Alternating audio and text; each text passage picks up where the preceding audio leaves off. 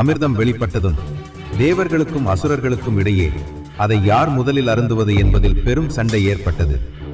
அமிர்தத்தை பங்கிடுவதில் ஏற்பட்ட குழப்பத்தை தீர்க்க மகாவிஷ்ணு அதீத அழகுடன் மோகினி அவதாரம் எடுத்தார்.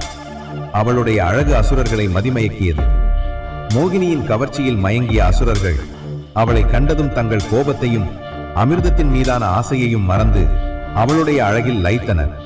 மோகினி இரு தரப்பினருக்கும் நியாயமாக அமிர்தத்தை பங்கிட்டு தருவதாக உறுதியளித்தாள். அசுரர்கள் அவளுடைய வார்த்தைகளை நம்பி அமிர்தத்தை அவளிடம் ஒப்படைத்தனர். மோகினி தேவர்களையும் அசுரர்களையும் தனித்தனி வரிசைகளில் அமர சொன்னாள்.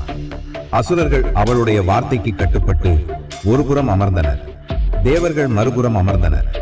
அசுரர்கள் தங்கள் அழகியலால் மயங்கியதால் மோகினியின் ஒவ்வொரு அசைவையும் மந்திரம் போல் பின்பற்றினர். மோகினி வேண்டுமென்றே மெதுவாகவும் கவர்ச்சியாகவும் செயல்பட்டதால் அசுரர்கள் மேலும் மயங்கினர்.